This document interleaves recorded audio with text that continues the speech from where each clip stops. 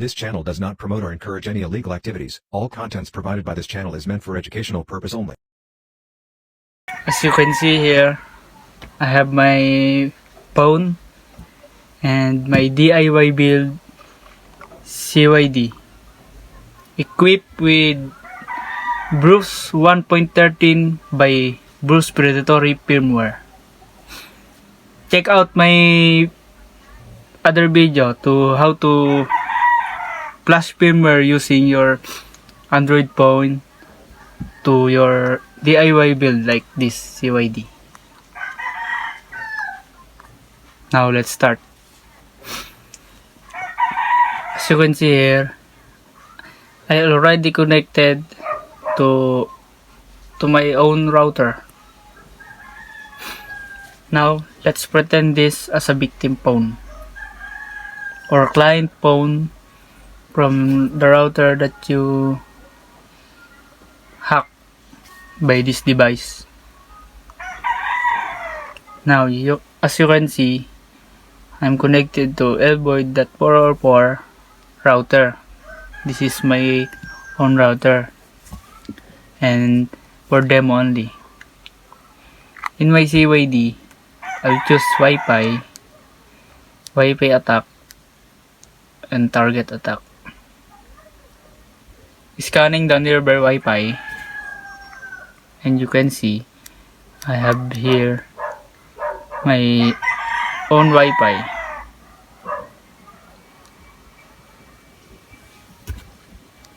And now I can out clone and verify this Wi-Fi Elvoid404. I have my custom HTML that you can see on my other video on how to transfer it from your device or from your Android device to your DIY build like this. You can check out my video. And back to the topic, this is my own Evil Portal HTML. You can see and click it, and always choose for 192.168.4.1 because there have bug here in 172.0.0.1 and I always use this. Let's try it.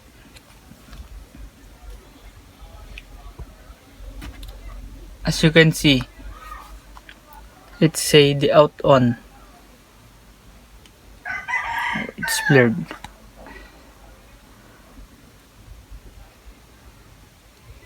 There, the out on. And here, the victim phone cannot connect to their Wi-Fi. It says save only. They cannot connect.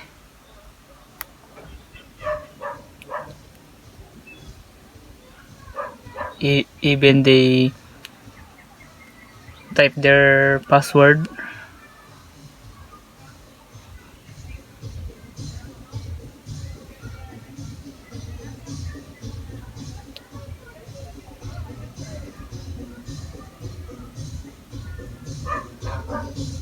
and nothing.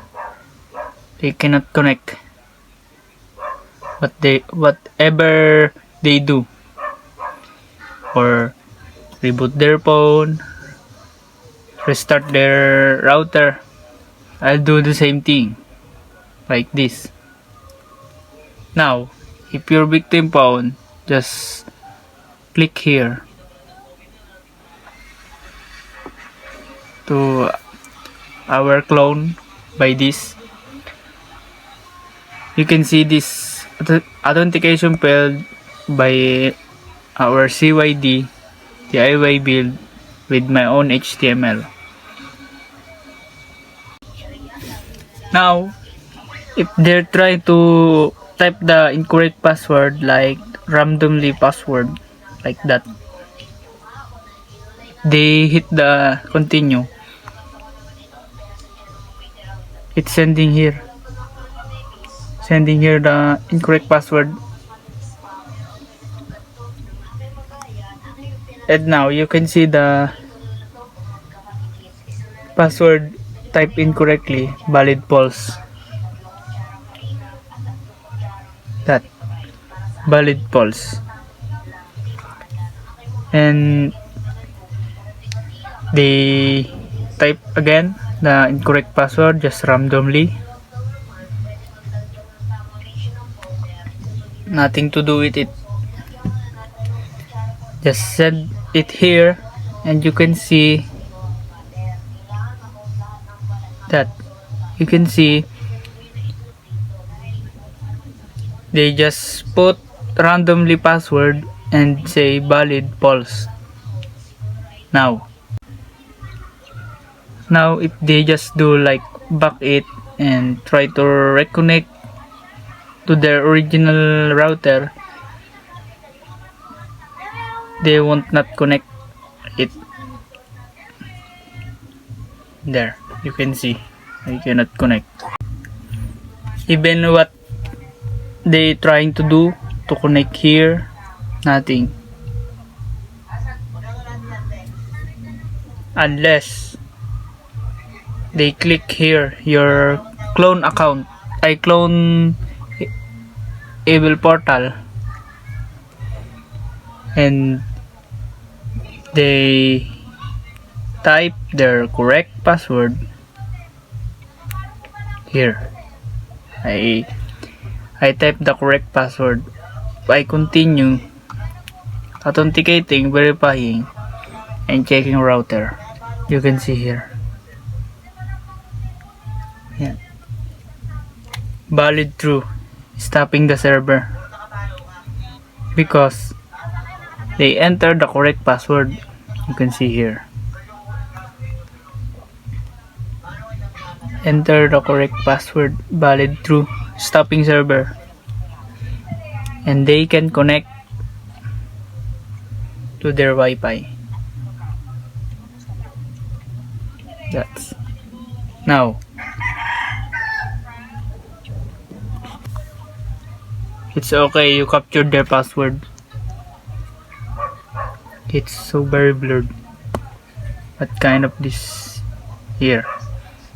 As you can see, this password QWERT12345 valid true, stopping server, and now nothing, a captive portal here because you have the real password now.